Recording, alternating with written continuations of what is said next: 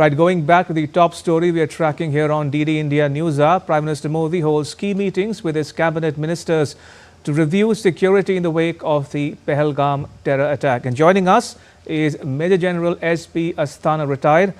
General Asthana is a former Director General of Infantry of the Indian Army. He is also a PhD on China from the Jawaharlal Nehru University, New Delhi. General, welcome to DD India News Hour.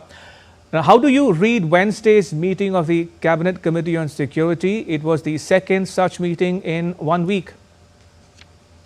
The meeting certainly highlights the seriousness which the Indian government is dealing with the issue and the seriousness of the response which the India has to give in terms of the dastardly attack launched and sponsored by Pakistan Army. Now, when I look at as to what Pakistan Army did, and if I have to summarize their aim and strategy, certainly Pakistan military hierarchy, especially their chief, felt that he is coming under pressure from Khyber Pakhtunkhwa, Baluchistan. Also, the POK wanted to divert the attention, spoke on a Hindu-Muslim card to perhaps stoke some kind of Hindu-Muslim divide in India, and also a Kashmir issue to perhaps gain some kind of sympathy or diversion, which he thought that he strongly deserves. Now, their strategy of Hindu-Muslim divide has failed completely. There's no doubt about it. Entire country is united. Kashmiris have rejected it. And this time, it has been quite outrageous for the simple reason because it has hit their livelihood and their I think, their prosperity and everything which they thought of. So therefore, the hatred towards Pakistan Army is so much now that hereafter an agenda of Pakistan Army to say no, we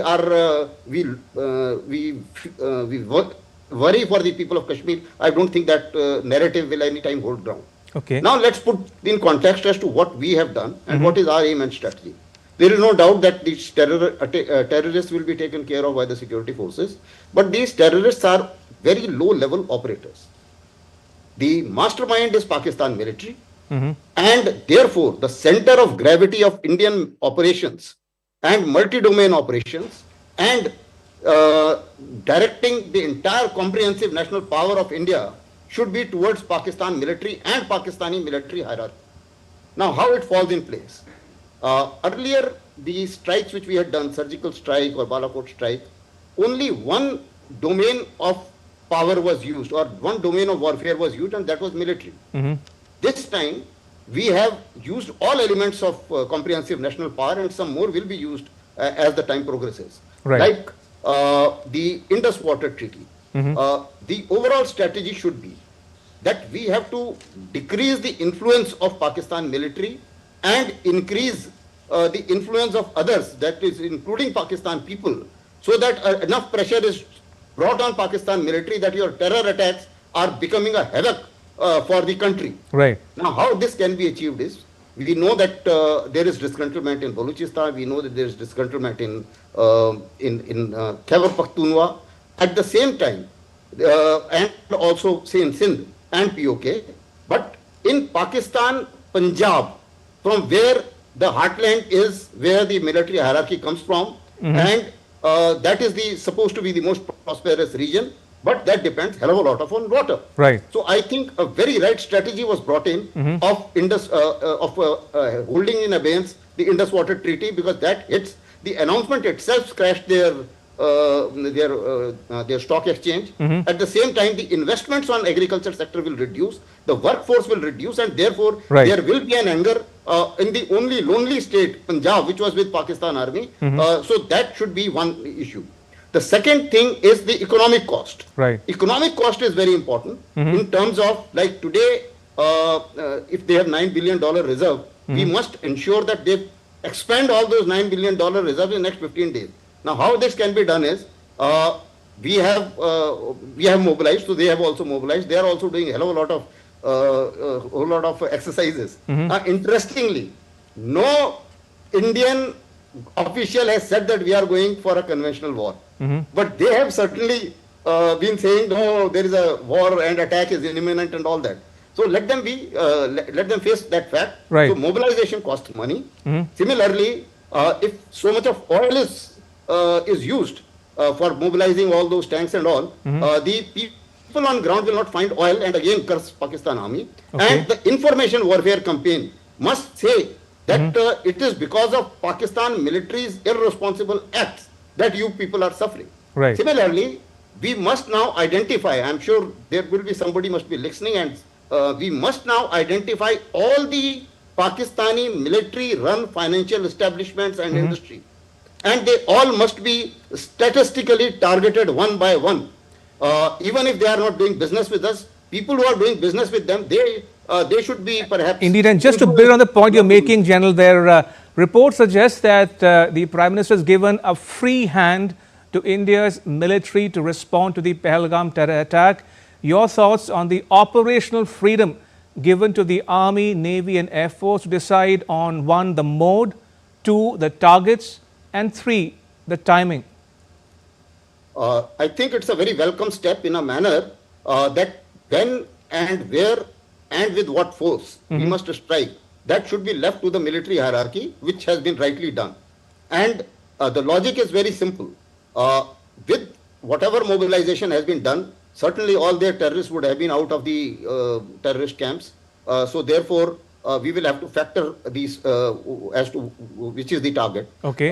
That we will leave it to. That discussion certainly may not be appropriate on the television. Right. But notwithstanding that, the planning process will have to cater for all the factors and to ensure that again the center of gravity remains Pakistan military. Every operation we launch must reduce the effectiveness. Okay. And our combat power versus their combat power, and our comprehensive national power versus their comprehensive national power, it should reduce the impact. Also, we need to take into account in the entire calculations as to what Chinese can help. They may not intervene. We are quite clear on that. But indeed, that was the point I was trying to make here, help. General. How do you view China's response to the Pahalgam terror attack? Would China involve itself overtly or covertly with Pakistan when India does avenge the Pahalgam terror attack? See, as far as Chinese are concerned, directly I don't visualize their involvement. Okay.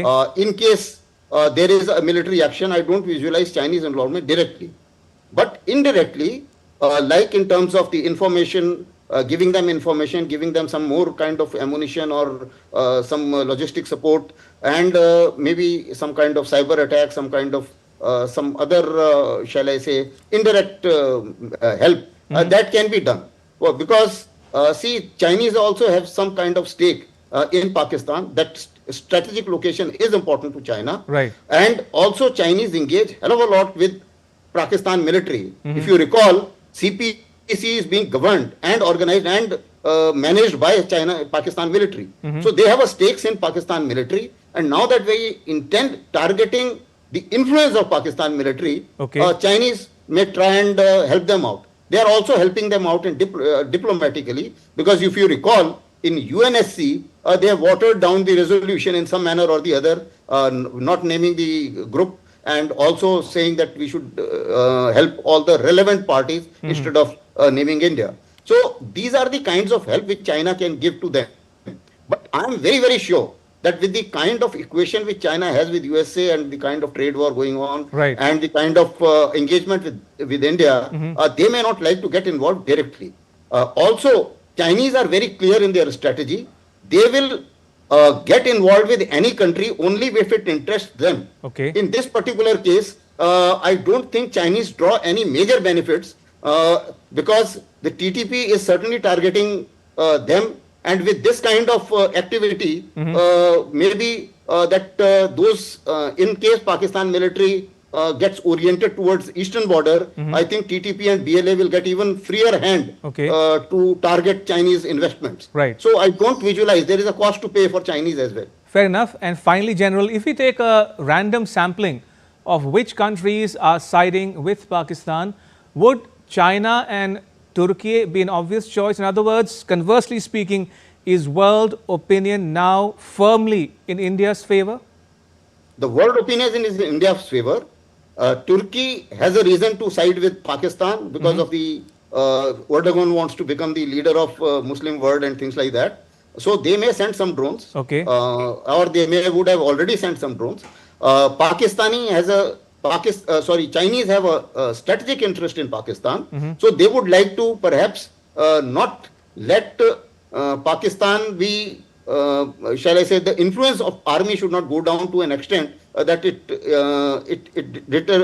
undermines Chinese interest. So that would be their level of perhaps help. Otherwise, even if Pakistan wants more money, everybody is hesitant to give money to Pakistan because they certainly don't use it for the right purposes. We also have to launch a very major, I should say, information campaign. Their people will have to be made aware of that your GDP is growing down consistently and your military expenditure is increasing, and all the acts which Asif Munir is doing is hinting towards additional expenditure and additional burden on all of you. As of now, every Pakistani has got almost about 2 odd lakhs of, shall I say, debt on his head. It will keep increasing and they will not get all their necessities, water, petrol, everything. So it's a nuisance, and earlier they reduced the influence of this nuisance, better it is. All right, on that note, General Asthana, thank you so much for joining us and sharing your perspectives with our viewers at home and abroad. Thank you for your time. Much appreciated.